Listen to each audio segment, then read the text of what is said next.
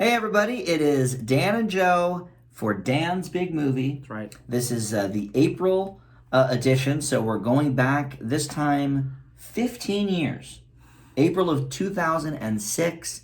And first of all, I should point out that I was part of a conversation on your channel, Right. which we'll put a link to for a movie that was a 10-year anniversary. Oh, yeah. Source Code, Yes. which is an excellent movie. You had never seen Which it. I've been bullied into watching for months. I was only one of the people. But that's a conversation we had on your channel. That's also sort of an anniversary. Nice plug. Yes, thank you. But this time it's the Hartnett double.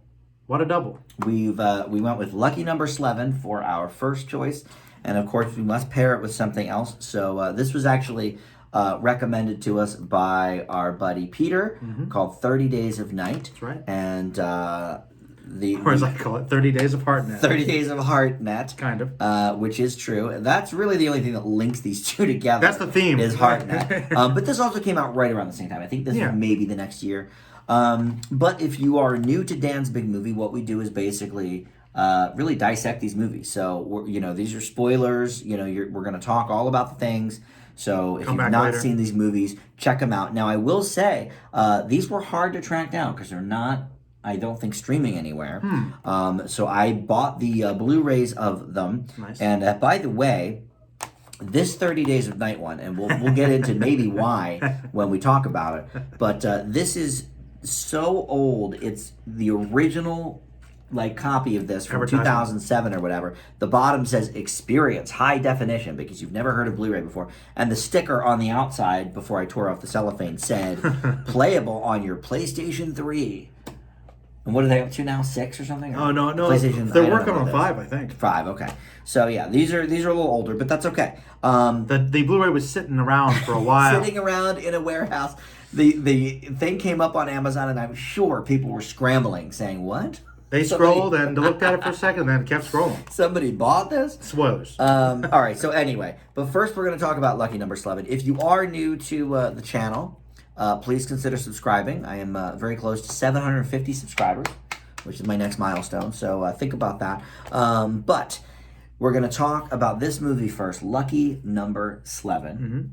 And I usually have a lot of interesting background and things like that about this movie. The Wikipedia page on this is almost non-existent. What? It says things, Weird. but there's no background, there's no development of the movie. Stuff. It says, here's the plot, here's who's in it, here's when it was released, here's how much money it made, and that's about it. That surprises me. Right? That's weird. But I actually spent couple hours today again with these movies because there's so many things on these Blu-rays. So this actually has 2 commentaries, one with Josh Hartnett, Lucy Liu, who I love, and the writer, and then the other one is commentary with director Paul McGuigan.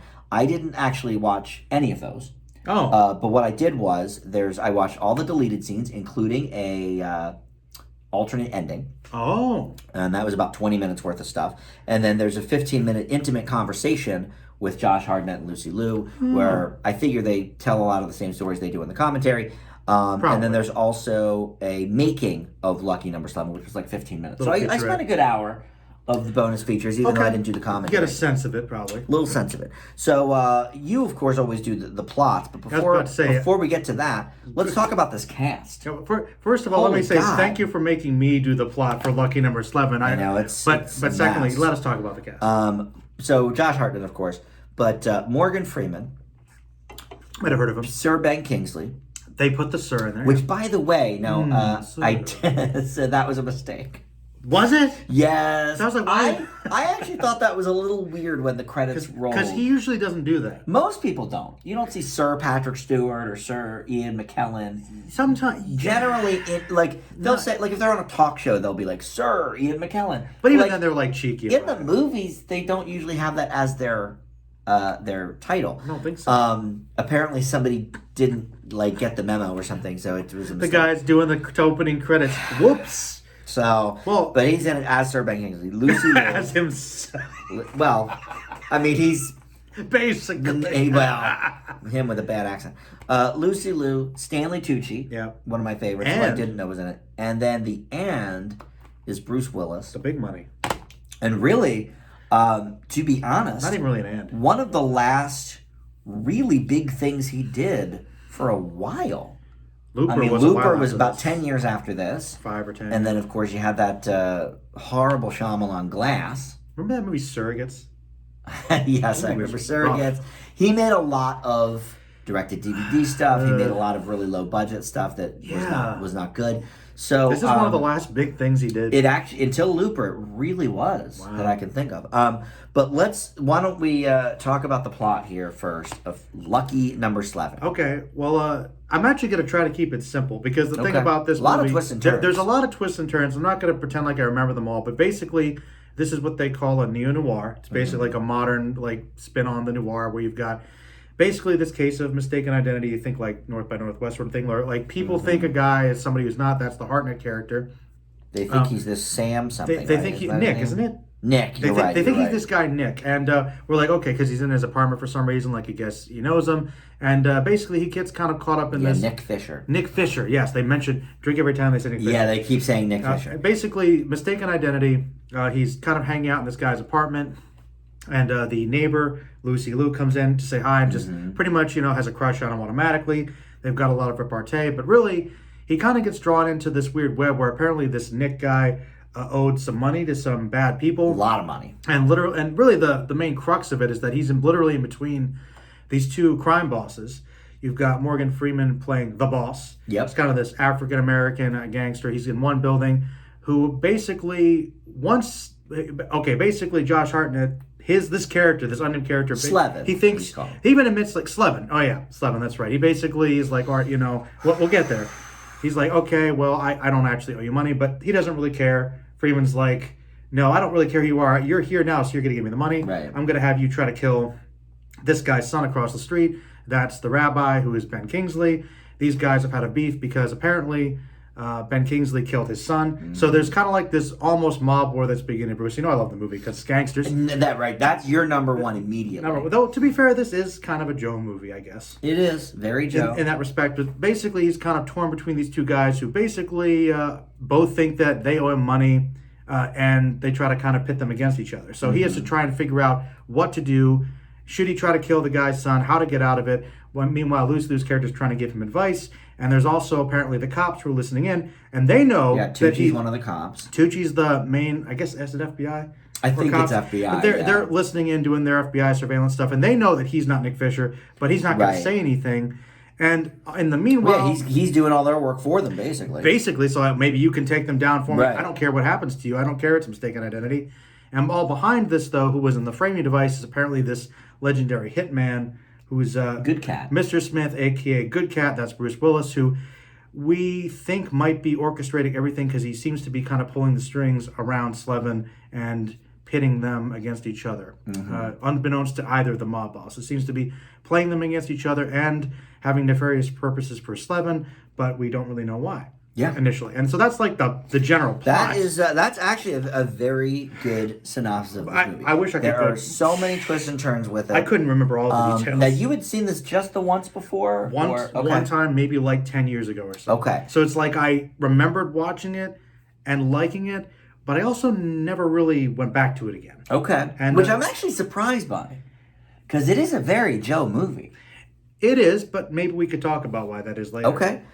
Maybe we could talk about why I've never seen it until now. Well, that's obvious. Right now. This is legendary. This is most of the reason we're watching. This is actually a very legendary refusal to watch, because the name is so stupid. It's kind of a dumb title. It's a dumb title. Now, can't deny that. Can't deny it. I was working at Hollywood Video when this came out on DVD, so it was lining the shelves, and every time I looked at it, I wanted to punch Josh Hartnett in his dumb face. Probably rented it from you. And you probably did, actually.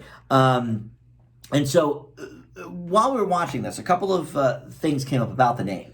Well, I'll tell you another thing, too. Because they could have easily called it Kansas City Shuffle. Which, the other more infuriating thing is there was a perfectly good title constantly kind of spun throughout the movie that, this whole thing is the Kansas City Shuffle, which they literally have the mini film in the beginning, and then the whole movie is that, and you're like, whoa. Yeah, at the beginning, there's like a flashback to the 70s or whatever. It's like, we pulled one on the audience. Right. It's the Kansas City Shuffle. Right. That's the unofficial name, I'm telling you right now. Yeah, so why they didn't call it that is beyond me. Because it's based on the horse race that and sometimes they have weird names with horses. Lucky number 7, Slevin. Yes, it does seem I get it. There's some dumb horse But names. it's so stupid. I know. Right? I know. And because of that, I refused. Now in Australia, they also said this is dumb. We're going to call it a different thing. What do they call it? They called it The Wrong Man. I like it. Which he's the wrong man. He's generic. the wrong man. Generic. It's generic, but it's accurate. But you know what? I think it also fits. So very Hitchcockian. I would have rather seen a movie called The Wrong Man. Josh Hartnett is the wrong man. I like it. Now, speaking of Hartnett, let's get to him for a split second. 1 second. We had a real conundrum while watching this because I did not think he was all that great in this movie. Brad Pitt ripoff, obviously. They were really trying. They were really, really trying with that. The hair, the look, everything. You can see it on here. Yes. They're really trying to pit him up. It looks like Brad Pitt. His haircut. It looks like Brad Pitt. If somebody was just scrolling by in the store and they weren't paying attention, just pick up a movie. That looks like I thought it was Brad Pitt. Oh, oops. So then we thought, okay, well, why doesn't this guy get work anymore, Morgan really? Freeman, 7 again. Morgan Freeman, right. Right. They're and it's called Slevin. So there's 7 again, Freeman and Pitt. Okay. Yeah, okay. But what happened? But we thought, well, is this guy just a bad actor? Is he a jerk that maybe people don't want to work with in Hollywood? So then we watched the second movie, which we'll get into. But I think my initial thought that he's just not that good an actor was correct. Now, he was in Penny Dreadful. I've heard he's in that, yeah. He's in a current show on HBO Max, which is like a docu-series about the Civil War. He's got a good voice. And I can see him narrating. He's got a good voice. It's fine. But he's a very low-budget Pitt. He is... I think he's kind of works for this movie because of the context of what they're going for, because he's very laid back, and they even explain that. So I think he is... Well, you mentioned one of your least favorites, Hollywood Homicide, which was also right around this time. I mean, all his big movies were within 3 years. To be fair, I don't remember it very well. I just remember thinking it was like... I didn't care for it. It was like an action comedy with him and Harrison Ford. I mean, think about that. It's like... It was okay, but I never wanted to watch it again. And really, to this, even including Slevin... and this is probably his best movie, the best role I've ever seen him in was Sin City, which he was good in, but only for 2 minutes. Yeah, he's in it so infrequently. Mostly because he's doing narration. Right. He's just kind of looking cool. He does have a good voice. He has. I think he's got One Night in Sin City. That is. He opens the movie. Yeah. So I think he has. There's voice work. Right. He's good at the voice, but maybe it's the mannerisms. But the truth is, even though I thought he fit the character, I also kind of felt that somebody like a Pitt could have brought more energy. I agree. To some of the snarkiness. I agree. Should we talk about, now that we're on Hartnett stinking, before we even get to spoilers, should I tell you my sort of negatives about the film? You want to first? Because we're already on how much I don't like Josh Hartnett's performance. Okay, well, so obviously title, Hartnett's performance not that great. Title stinks. What else you got? Okay, I have a few things. Oh, okay. And they're more of this is derivative than it is this movie stinks. Sure. Okay. Well, I think it totally is. So, Tarantino ripoff. Before you go a step further, tell me. After this little movie called Pulp Fiction blew up, right? You might be familiar that this is one of the last of a long, the 90s. So many of the Tarantino. But that's the thing. Now we're 15 years past, 13 years, whatever, past Pulp Fiction. Easy decade. Okay. Stop trying to make Pulp Fiction again. Okay, but not only stop trying to make Pulp Fiction again. Look at the cast of this movie. Lucy Liu, Kill Bill. Bruce Willis, Pulp Fiction. Fake Brad Pitt, they didn't do it yet, but Inglourious Bastards. So, I mean, this is Tarantino really even the red cover, blood. The red cover. You got gangsters. You got quirkiness, out of sequence plots, referential things to other movies, slow motion style flashbacks. So and then all the pop culture references, the rapid dialogue. It was all quips and very Tarantino-esque, which there are Tarantino-esque movies. I understand that, but I mean that are this blatant so long after the fact, I'm not sure. Well, is it really fair if he's still making movies? I mean, there are plenty of people that try to make movies like. Well, I should say, Guy Ritchie's a good example. Guy Ritchie is a good example. He's one of the big Tarantino kind of imitators, but he's got his own style. You know what? Right, that's what I was just going to say. He has his own style. Let me look at what else this Paul McGuigan did. Yeah, I don't think I've heard of him. Because I don't think I've heard of him either. He's got an interesting last name. Let's see here. He's Wigan. from Scotland. Scotland. Speaking of Garage, that's England, but close. Oh, yeah. Gangster number 1. I don't think I've which I don't seen know. I'm surprised you don't know it. I don't know. Mostly TV. Episodes of Sherlock, Scandal, Smash. Let's check out his filmography. Maybe there's something I've seen. Oh, wow. Oh, my God. Victor Frankenstein. That movie was horrible. I think Wicker Park? Did you ever see that? Nope, just Wicker Man, unfortunately. Wow, I don't know any of these. And More then recent. everything else is just He did an episode of TV. Scandal, like True Emergence. I love that show. Wow, he hasn't done too much. Big Sky, which is on right now on ABC. So, all right, so he's still working. But, yeah, I mean, he really hasn't done much. And this was obviously his first really big budget movie. Weinstein movie, by the way. Well, This is the first Weinstein to be under the speaking of, MGM banner. Speaking of Tarantino. Speaking of, yes, there again. So he probably was like, oh, I have a great Catch idea this. for this movie. Oh, it's like my buddy Tarantino. Right. Yep. Mm-hmm. So there's that. Very Tarantino-esque. And again, But that's not automatically a bad thing. I was just going to say it. That's not necessarily a bad thing, but it certainly sticks lops out. off a couple of points for originality. Sure. Okay. Sure. Though it's I would say it definitely has. It doesn't feel exactly like a Tarantino movie. Okay, except for the part where the black tough guy says to the white scared guy, "Say it again, MFer." Okay. I literally wrote that down because I'm like, how could they even do that without doing a Samuel L. Jackson call? They definitely do Like- some bits, but I would say that the atmosphere and pace of the movie doesn't feel like It's a Tarantino. bit different. You know, it It does is feel unique different, yes. in terms of its It's a bit different. presentation. I think the score was terrible. I forgot it. That it was half Godfather, Lisa, oh yeah, dude. and then half this dippy romantic comedy whenever Lucy Liu came in. Yeah. It was all silly, and then it went to the Godfather was like almost note for note. It was like every fourth note was off, so they didn't get copyright. It was infringed. like But the it was Godfather like, theme. It was right there. So anger. that I wrote down. And then the slow motion flashbacks. And then the only other thing I really have for a big negative is big. I thought Kingsley's accent The Yiddish kind of. horrible. See, we're talking like I'm guessing from New York. I think I might not like Ben Kingsley. I've seen him in a couple of things that I enjoyed. I think he's great in Hugo. I never saw Gandhi, to be honest. That's obviously what he's most known for. Yeah. But between this and that, was Iron Man 3, he's the Mandarin. Well, not the Mandarin. not Mandarin. The Mandarin. Well, he was good in the Mandarin when he was actually the Mandarin, remember? But then he was fake Mandarin. He was fake Mandarin most of the movie. That's Iron Man 3 also stinks, though, by the way. that. We need that should be a callback. That should be its all the reasons we still hate Iron Man you're 3. right. But his accent in this, right? He was trying to do this Yiddish New York. Yiddish Brooklyn type of accent. And look, I've heard that accent done before on a lot of TV shows that are based in New York, like Seinfeld, King of Queens, and I mean these are sitcoms that are not to the movie level, and they even do it a lot better.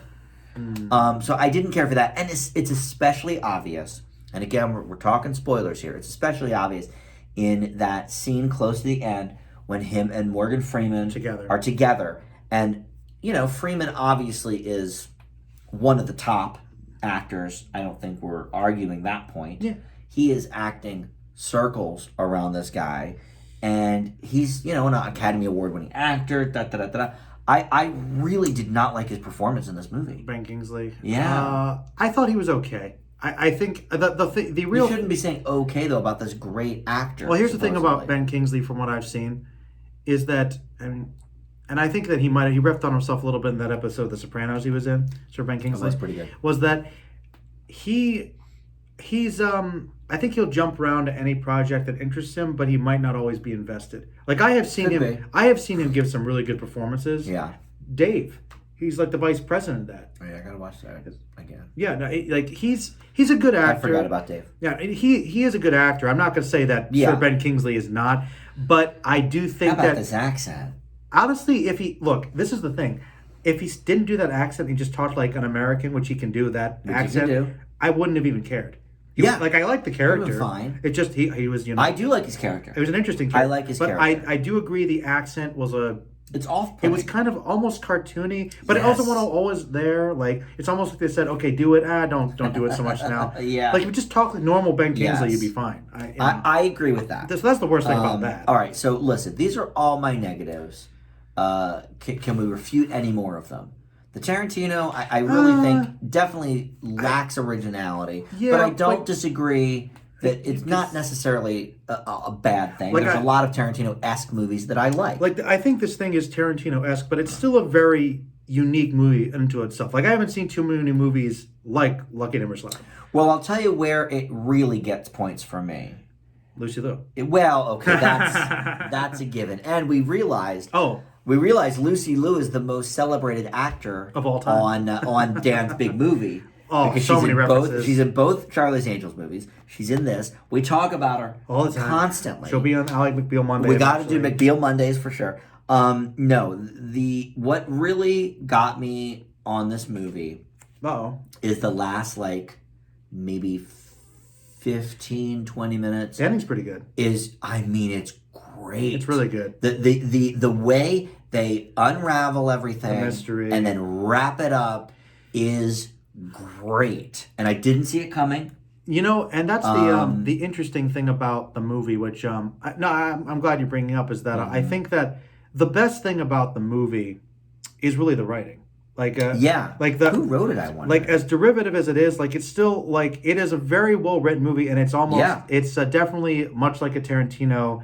A very sometimes full of itself. And that's the problem. That's where the writing, I think, sort of falls apart a little bit for me. But the rapid dialogue and the pop. Who's the best Bond? Bond? But I thought it was fine. But really, the fact that these people know their noir, they know mysteries, and not even just the twists and turns, but like you said, leading up to the ending, that emotional punch with the motivation, putting the villains against each other, it's just going back to that first scene that we've all forgotten about. That's what I want to talk about. By the hour and 40-minute mark. That's one of my favorite things about the movie, in addition to the ending, is the beginning. The short film, which is kind of like the prelude, bracket piece, story, I'm drawing... The prologue. It's the prologue, basically, to the movie. When he talks about the Kansas City Shuffle, it's this kind of weird... Right. It's really well shot, the whole backstory with what happens. And it's classic because a lot of times, like in Tarantino, they'll talk about something else that doesn't seem related to the movie directly, but at least thematically it ties in. It's, okay, this is the basic story, but on a different level. It's like a metaphor, except this time it's more directly connected, but we don't know that initially.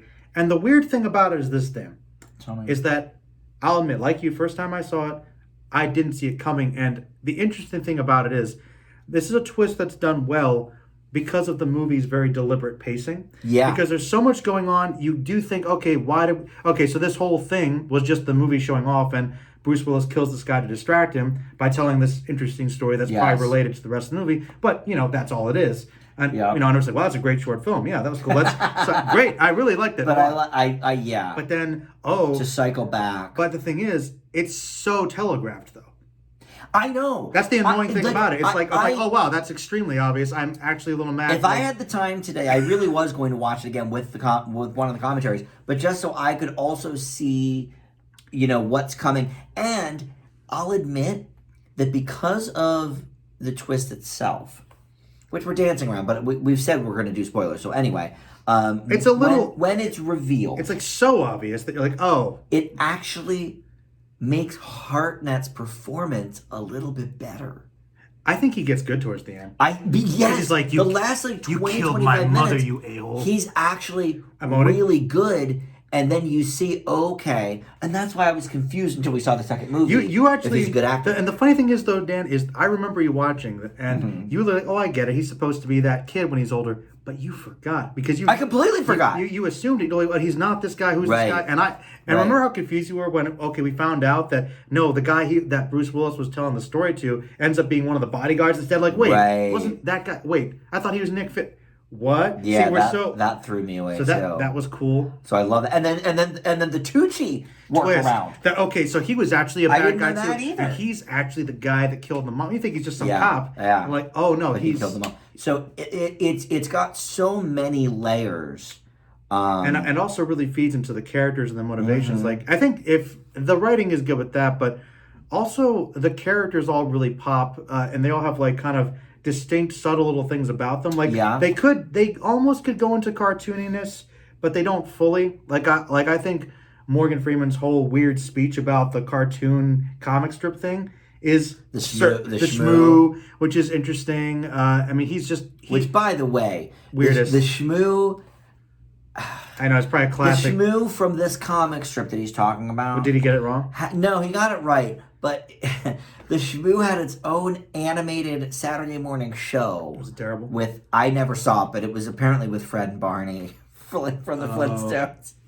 So I guess it's Hanna-Barbera, which means I have to get it. But yeah, no, it's real. I guess he got it all right. Interesting, which is odd, metaphor, but yeah. I like him in this movie because it's one of the rare villains. That's very Tarantino-esque, though. But the telling reference a story, of that, yes. Like, let me tell you about Clark Kent's secret identity. Right. How you're kind of like her. Yeah. See how this movie's was he gonna do it? Yeah. But I still and respect Kill Bill was just a few years before this, so yeah. But and also I know that his accent was a little weird, but I also really find the rabbi an interesting character because I do enjoy the rabbi's character. He's balancing the being a crime boss, but also kind of having the morals of a religious man. It's interesting, and our friend who watched it pointed out that they seem like very different characters, but the way they die is also different, how they react to it. Yes. Morgan Freeman seems more calm, but then he's like really trying desperately to fight, whereas the rabbi seems more uptight, but he's actually more accepting of what he did. And then realizing, wow, I messed up. It's true. So it's interesting. There's interesting ideas. Second movie, by the way, where Kingsley dies by asphyxiation from a paper bag. Which was the other one? House of Sand and Fog. Also because he lost his son, by the way.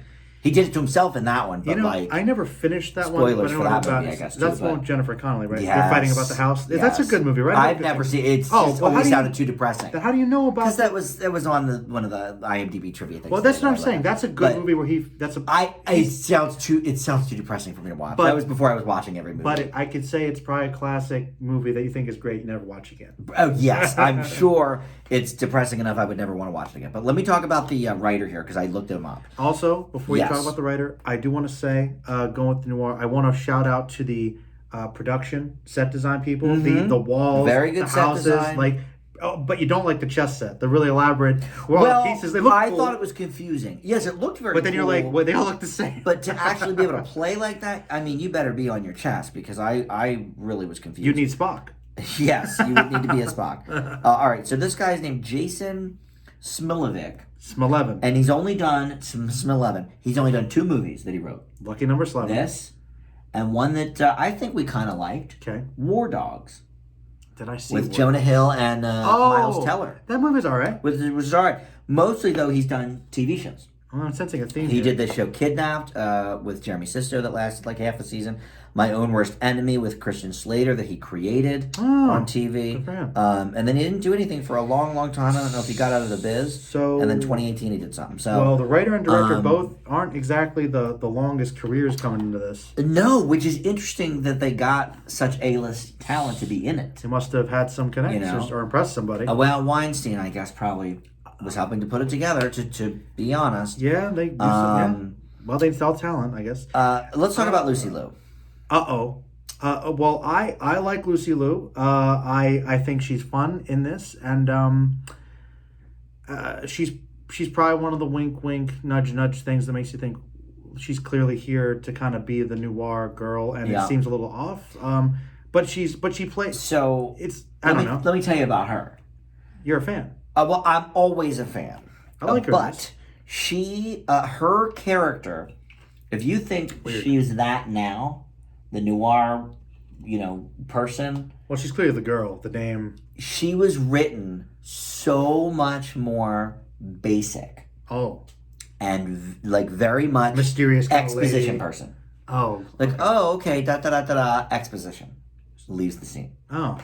But when they got Lucy Liu, they said, well, look, we're not going to, just have her waste her talents here. So they basically rewrote the whole character. Oh, good. To give her something more to do. More worthy of the time. They were playing off each other very well. So, they were able to showcase that a little bit. And I think that she and Hartnett do have pretty good chemistry. Their scenes work well together. I agree. And the whole towel bit where he drops the towel It was funny. was funny, not in the script. Okay. So that was a genuine reaction on her face. They kept it in. It was good. Good. It was the painting, the comments about how it's like this or that. Or... The Bond thing was a little bit on the nose. On the nose. It was fun. And tired. That was fine. It was fine. But look, no, I'm a Lou fan. Everybody knows that. But I think if you do want to distance yourself a little bit from being a Tarantino film, you don't put one of his most recent stars in the movie as like the only woman in the whole movie. Wow, yeah, she really is. She basically, except for his mom for 2 seconds, and the ex-girlfriend who was in a sex scene, and then that's right. A bunch of other women in a sex scene. Yeah, there are many. Very few. Women, and a classic, which is fine. Noir didn't have mostly a lot of guys, and there's that one woman that's to draw them out of the life, right. Man, and she does it. Yes, but I love that they had her be a mortician. I was worried she's just this random person. I thought that was very well done. That made her make sense why she kind of knows a bit of what's going on with the deaths. I'm like, oh, before that happened, I was like, is she just here like flirting? And it seems a little unbelievable. She just wanted to get in his pants, so she's going along with it. But it turns out she actually she's kooky. But she actually and she has invested interest. She's actually like Tarantino again, not terribly written woman.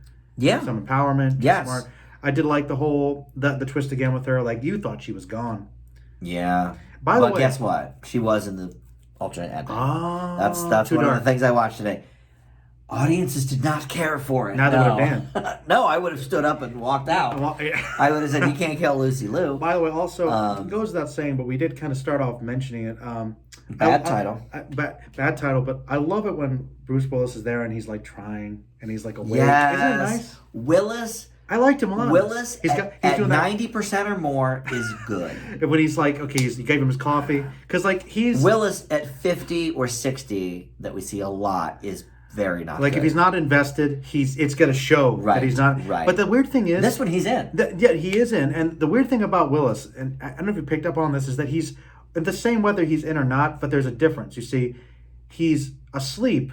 But in this one, he seems like he could be asleep, but he still wouldn't want to mess with him. Like most of that's true. That's a good point. And that's the thing about Willis that's great. And I love roles like this for him because he can, of course, do a lot of dialogue and be really energetic. But I love he can do menacing so well, say very little, convey so much, and every line they give him just conveys so much. Like he can be very soft spoken. When he shows up again, he just deals again. Like when he shows up, like sorry, kid, she made me. Now I did know he was a part of it. Once things started to get unraveled, I figured that part out.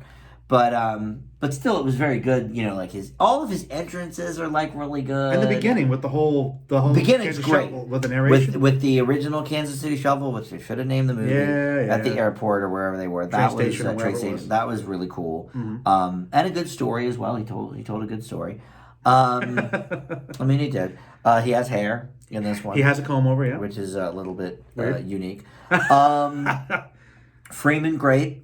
What else? Tucci was pretty good. Yeah, again, another always good one. The small cast. I mean, really. These are the mains for sure. What else can we talk about? I don't know. Not much. It's really like an indie movie, just with a bigger budget, because you've got a small cast, very very dialogue heavy, not a lot of action, and that was kind of what it was designed to be, which is fine. Hartnett was saying to Lucy Liu that basically the original idea for this was like Hartnett was going to be like the biggest name in it, and they were going to get all these like not no names but like up and comers or under the radar people or whatever. I could see the pitch being like, okay, they handed the script and they're like, okay, well we could just get this to a few no names and sell it to like direct to DVD. Like, maybe Hartnett, a couple of people, and somebody was like, no, there's something here. Let's get more people in it. My guess would honestly be Weinstein. They knew talent. They knew it. They knew an investment that they knew good movies. Well, when you think about it, I mean, all these people have been in Weinstein movies over the years. Many have. They were good at getting people to the right projects and getting the it's true. Willis, I think, was the last one to sign on. And they were like, now that we've got Willis. I don't want to be the schmoo. Is this really... the schmoo, I didn't like that part. That was stupid. It was a little weird. It was weird. All right, so... I guess we'll give do we give our grades or we look at the Rotten first? I forget. Oh yeah, we look at Rotten and then the review. Then Ebert. Or do we do the grade We first? look at Rotten, we look at Ebert. Yeah. I guess we do our grades first so we're not tainted by that. I forget now. I actually forget. All right, well, I think All we, right. all right. All right. Do you have your grade in mind? Yes. Yes, I do. I think I do too. And it did not change by watching the supplemental material. It is still the same. Okay. It definitely helped me get, I don't know. It was interesting about Okay. hearing the background, but Your grade's still the same. my grade is still the same. Okay. I think I got my grade. Okay. So we're gonna look up the rock. We always look at the critical, and the audience too, and then we see where we are compared to those. and then Ebert. Oh, no, we read reviews after to see if we can figure out. Wait, what? Yes. All right. So yes, before I click on it, I think we give our reviews. Okay. Or our grades. Uh-huh. Okay. I give this movie. Mm-hmm. I have many negatives for it. You do. I do. But I think it's a B. Okay. I think the ending, the last 20 minutes, redeems everything that I had issue with, except maybe Kingsley's accent because that's still present. But the twists are so good in this movie. It's just so well written. No, yeah, it's very. I really like the writing and just I like the presentation a lot too. Mm-hmm. But I do think that if you do remember the twist, it kind of.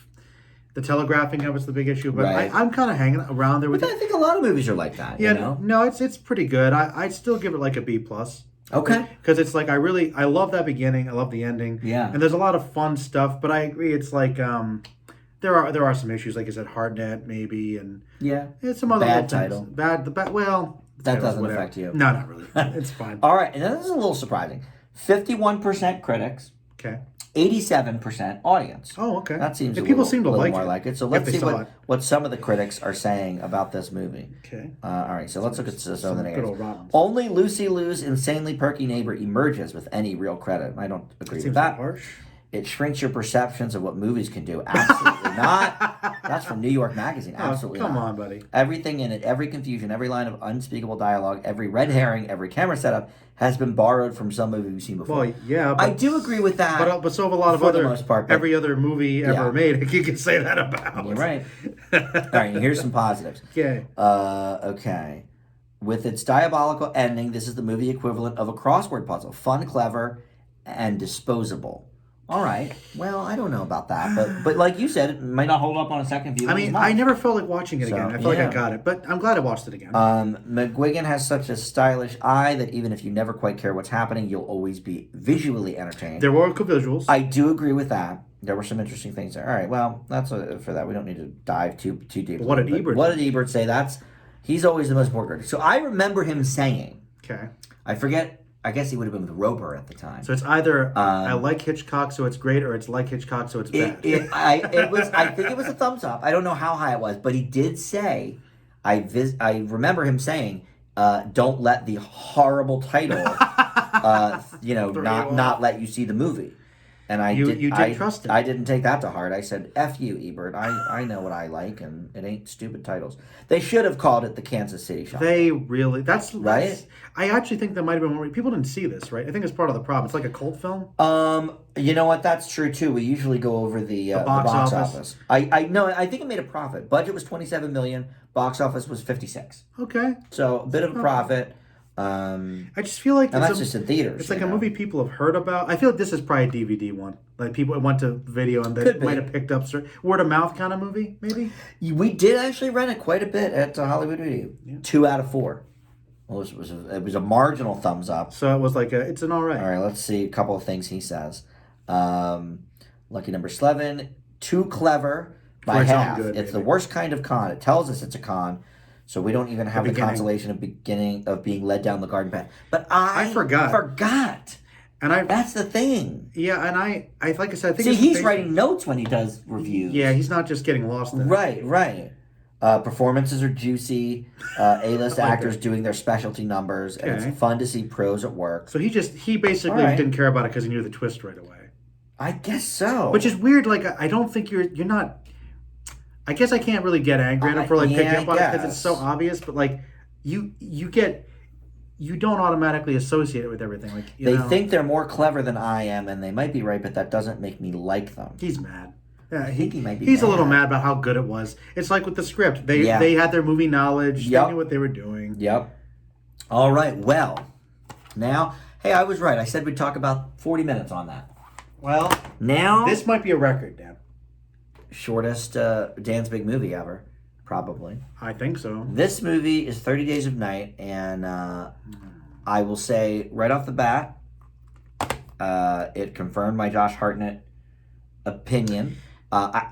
He's really bad in this movie. The script is terrible. very good, though. Well, all right. So, what's the great. point of this movie?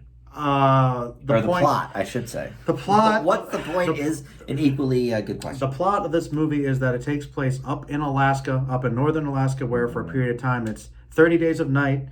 And it turns out at this time there's been a roving band of vampire things that go out and decide they're going to just mess up the town, and it's about the survival, and that's the plot. Mm-hmm. That's that's all there is. And pretty much that's it. You see the short? That very is easy even to talk about. Hartnett, of course, is the lead. Ben Foster, a young Ben Foster's here as well. You got one of the Sons of Anarchy guys is the best character. So, all right, now I did actually spend a little bit of time with these extras as well. This is the one. No, I wasn't for sure going to watch the commentary on this, but this sums it up. Right, I think that sums it up right there. Yeah. That vampire just is something else. Okay, so there's 8 behind-the-scenes featurettes. Okay. I did watch 3 or 4 of them about basically the effects, the practical effects, the scene, like how they did the scenery and all that. And stuff. And then this one was actually kind of interesting because this is based on a graphic novel. A comic, yeah. They did a side-by-side panels. of panel and shot from the movie. Oh. And that was quite interesting. So they did a good job with that? Actually, yes. So it's a Watchmen. Oh.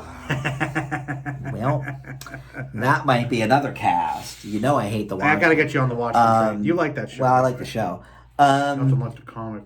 All right. But anyway, this movie sucks. Well, all right, look, I will say the features on this actually did raise my grade a tick. I do like knowing that they tried and putting effort into making because the look, movie. I think the easiest thing to talk about first here is the positives because there's not many. There's like 2 But or you and 3 I both said while we were watching it, the practical effects are good. Are very well done. Yes, very well done. For a horror movie, I have big issues with this, but some of the things it does well. It has a few okay scares, but most of it comes from the exquisite gore of when people are getting murdered. Which was very interesting in the feature to see. It's so well done. Yeah. So I'm sure watching that was interesting. It was really cool. Like props. It was okay. The props people. Watching like the 6 or 7 minutes of that. Putting it together was so much better than the movie. Than watching the movie in full. It really was. If you have any interest in doing practical science fiction and horror effects, watch it. Watch that 6-minute featurette.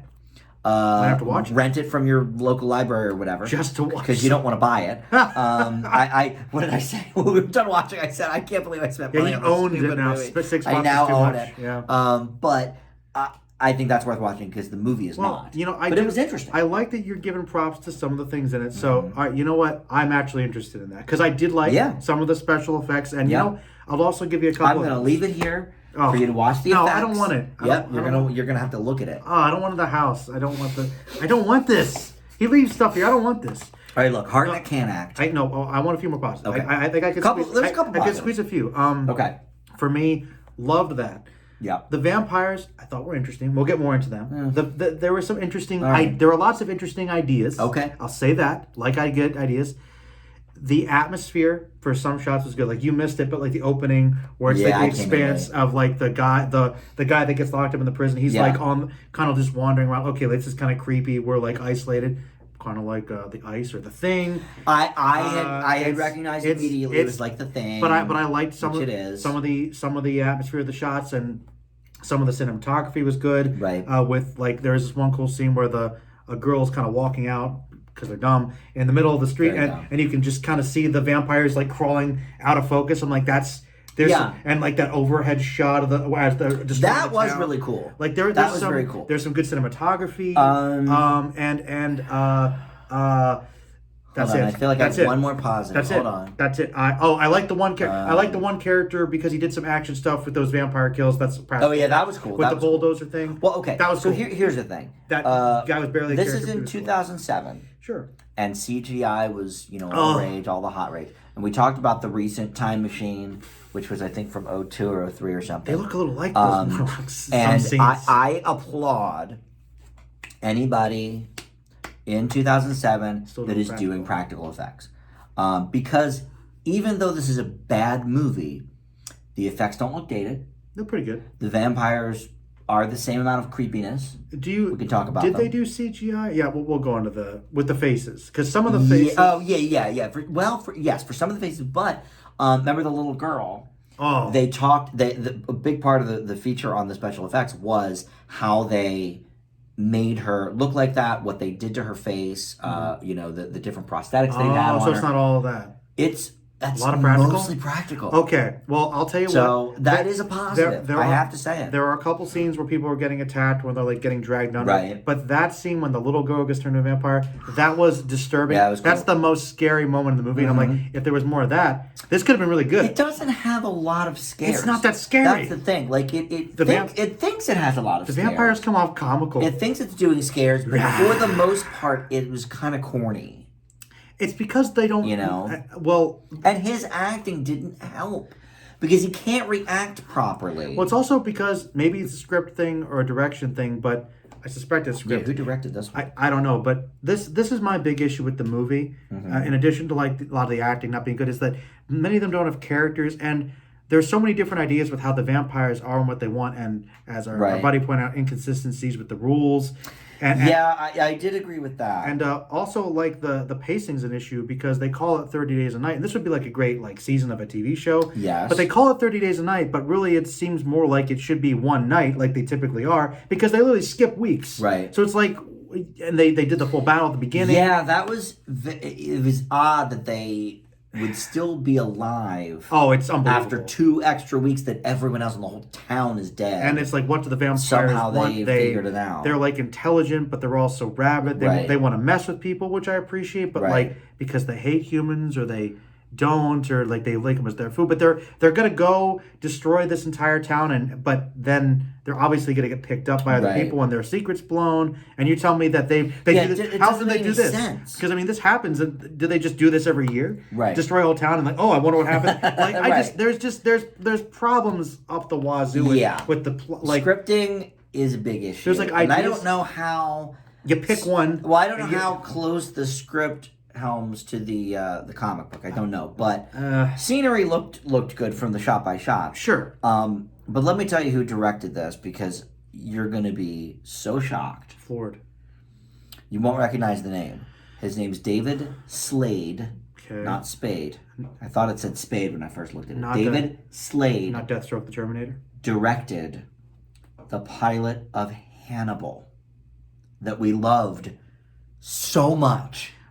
And episode 3 of Hannibal that we loved so much. Well, you and I are going through the Hannibal episodes. Right, well, we've put up Love That Lecture for the pilot so far. Right. That pilot was great. The pilot was amazing. And I'll tell you something. Now, granted, we're 4 years, I guess, after this, so he obviously learned a lot. He learned a lot from the experience. And his direction wasn't necessarily the problem with the movie. No, that's what I was going to say is that I think the fact that there was a confused and extremely underdeveloped and somehow crowded script was the big issue. Yeah. I think, but I tell you what, cinematography, art direction, and the effects, and the gore effects, all the stuff we liked about him. Those are things that he clearly has an eye. So I'm not. That's true. I'm actually that's sort of a younger him, maybe with a project that's maybe a bit too big. Yeah, not as well written. Well, he's clearly young because in the featurettes, I mean, he looks like he's just a frat boy. Like he looks like he's 21, 22 just out of college, years old. like. Hey, they handed me a movie I can do. He really looked like a bro douche in the featurette. I'm sure he's kind nice of bummed guy, out, but I'm sure he's nice. But he clearly learned stuff in those 4 years. But yeah, you're right. The direction is the only. All those things we mentioned: cinematography, art direction, the gore effects. But the direction with the acting, about the only. I don't know how his much directing of the actors is bad. But because how much direction could he give them? Because we don't know, the characters aren't written. Characters aren't written. I don't understand the motivation of the vampires because it changes every like 3 scenes. What they're doing and why. Yes. So we don't have much to work with here. So what's interesting is our good friend Peter was trolling. Suggested that this was the second movie we watched with Slevin. And I'd never seen it. Neither did I. I actually thought it sounded interesting when it first came out. I just never got around to seeing it. Cool title, much better than Slevin. And much better than 30 Slevin. Days 30 of Days of Night. Sounds good, right? Every fiber of my being... Anger. Not anger, but like wants to believe that this wasn't just Peter trolling us. Maybe he really likes it. I don't know. Maybe he likes the comic. We should look... Once we look at the Rotten, maybe this is a beloved movie. I can't imagine that's the case. I mean, maybe people that like the comic will get more out of it. He knows that we do like practical effects. I do, and so you do maybe, too. I very much do. So maybe on a effects level, there's a reason he knew to see we it. would appreciate the movie. There were things in the movie so bad, I appreciated, but it was not. It was honestly mostly boring. Remember when I told you there was 40 minutes left in the movie? I was like, no, and I believed you because it was so. Yeah, it was. It's a bad movie. It's not good. Okay, so my grade, like I said, did actually go up a stitch. Okay. I now give this movie a D+. Okay, because that's what I'm going to give it. It was never going to be an F. Because I think there's a few good things about it, but it certainly confirms my theory about Josh Hartnett being a bad actor. Nobody was particularly good in this, though. I agree, but still. I mean, they had vampires having fun, I guess. But the vampires were okay, but they were also, well... Yep. This guy directed one of the Twilight movies, too, so... Well... But you know what I realized as we were watching it? I have very little experience with vampire movies. That surprises me. I saw Buffy. Buffett. And then I saw this. And then I saw the first Twilight. Not in this order, but... and that's about it. Yeah, I'm a vampire movie I never guy. saw any of the Draculas. Even the original Bela Lugosi. Nope. Well, you know, I don't know. I mean, I saw the Hotel Transylvania movies. Well, look. I'm just saying. No, I did. That's interesting. I feel like you'd be a vampire guy. I feel like I would too, because I love Buffy the show.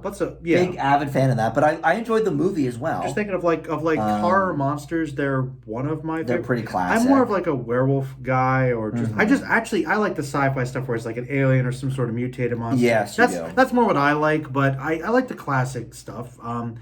Just they tried to fuse them with zombies and make them weird. Like I said, there was a lot of ideas, but none of them were fleshed out, and some of them contradicted each other. Yeah. And our buddy Alex did make a good point. That one of the characters was like fused or something. But just that the rules kept changing. Oh, and the ending was supposed to be heartfelt, but I think it was kind of. Oh my God, I hated the ending. Stupid.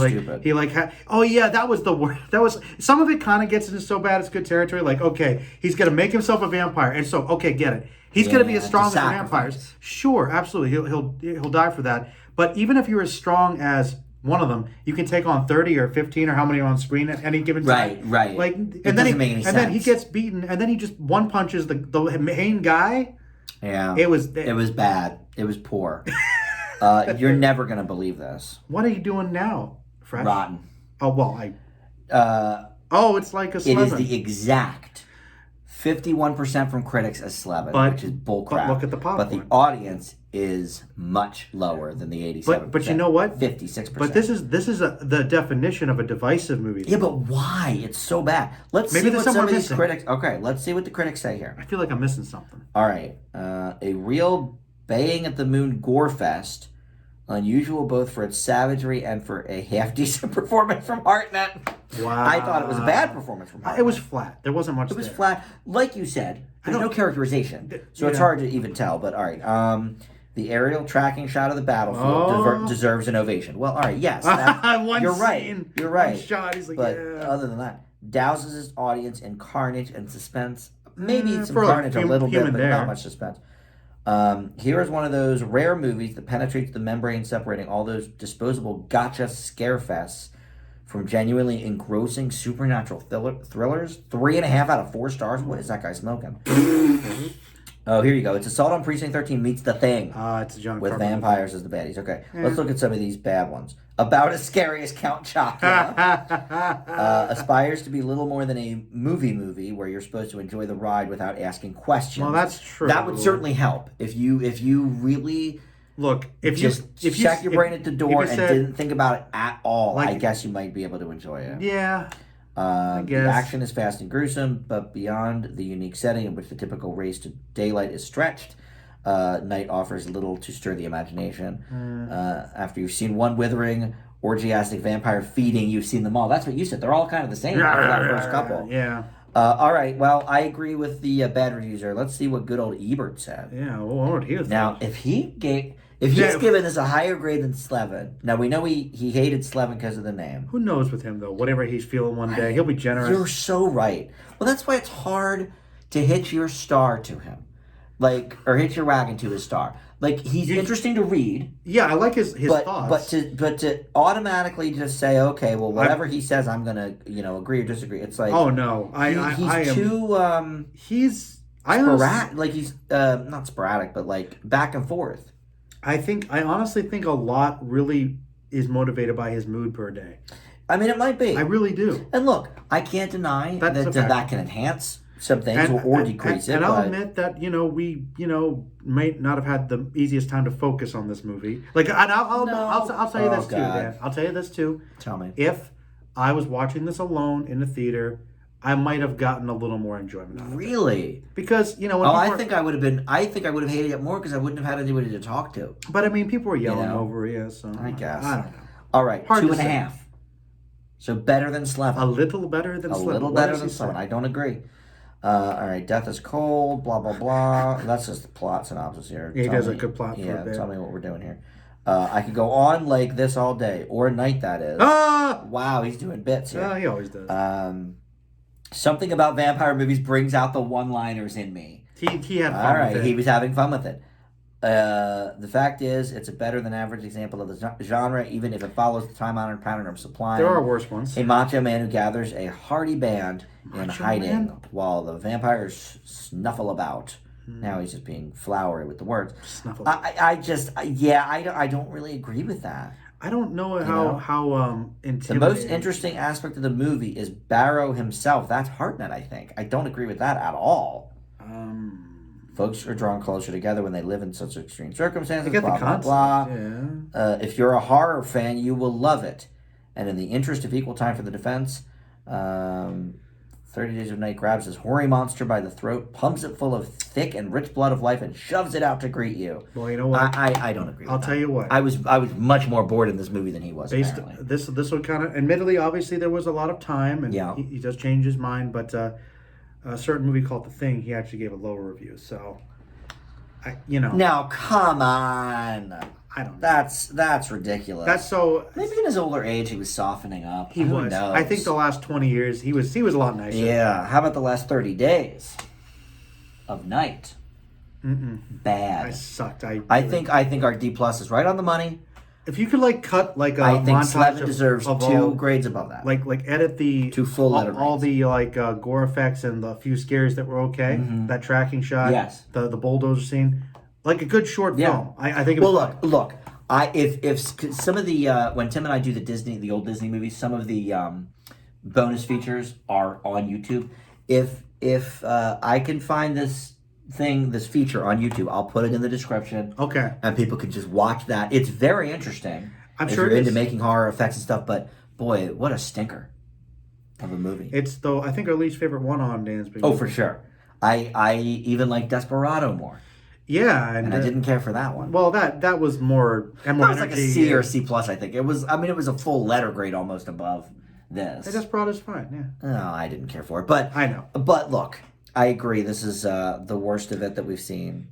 You're looking for that F. Well, now we've got to test the waters. You're really jonesing for that F. But from what we've picked so far for coming up, I don't think we're going to get there. Well, the only Fs more than likely would be from the secondary movie because we usually pick things that are regarded by their anniversary for a reason. Yes. So yes, either because one of us had seen it, or Oscar because nomination, we just heard good things about really it. popular movie. And our buddy Tim really likes this movie. Oh. Now Bruce Willis is his favorite Slevin, actor, right. so we'll take that. And yeah, I'm sorry.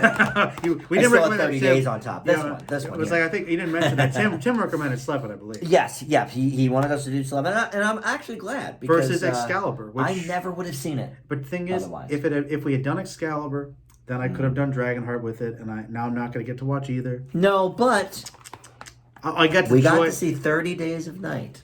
Wow. Which I think we'll never forget. I actually was forgetting it. I'm going to play it on my PlayStation 3. Like it tells me to do. All right, listen. We are about an hour. That's a little longer than I thought. But we'll wrap it there. Next month, we have decided on something neither of us have seen somehow. Yes. Thelma and Louise in the 30th anniversary for that. With your favorite. And we're going to pair it with a movie that is literally, it's in my top 25 of all time. It's another two female-centered movie centered on a road trip. Romeo and Michelle's high school reunion, which you've never seen. And these are two very different movies. Yeah. You know, Thelma and Louise more action-oriented, more, thriller. This is a comedy, obviously, with Romeo and Michelle. But early Brad Pitt and Thelma and Louise, not fake Brad Pitt. So that's a plus. Fake Pitt. And then fake Pitt. Fit. Coming up this year, we're going to do, I believe we're ending the year, I think it's December, maybe November, of West Side Story, which will be right in time for this the new one. The Spielberg new one. West Side Story paired with Fiddler on the Roof, which is also celebrating an anniversary. I think one is next year 50th and one's 40th or something like that. 71 or maybe 72. one's 60th and one's 50th, whatever it is. Somewhere around. It's a long time since those movies came out. We also have Princess Diaries 1 and 2. Mm-hmm. We also have the Whoopi double for, I think the anniversary is Jumpin' Jack Flash maybe, and then Burglars, the other one. So we have a lot coming up. I think we planned the whole year. We did. Yeah. And one of them, you got to pick both movies for. I forget. I think that's in July. Yes, because you were like, okay, if we do Romeo and Michelle. Oh, yeah, I have to pick the next couple movies. Because you wanted Dragonheart so badly. Which I was okay with, but it didn't pair with Thelma and Louise. That's for sure. I know. So I think July, you picked both movies. Wish I could remember what they were. Are we doing Twister? No. That's anniversary. No, I don't want to do Twister. That's fine. You want to do Twister badly. I hate Twister. I hate that movie. All right, thank you for watching, and we'll see everybody next time. Bye. Bye.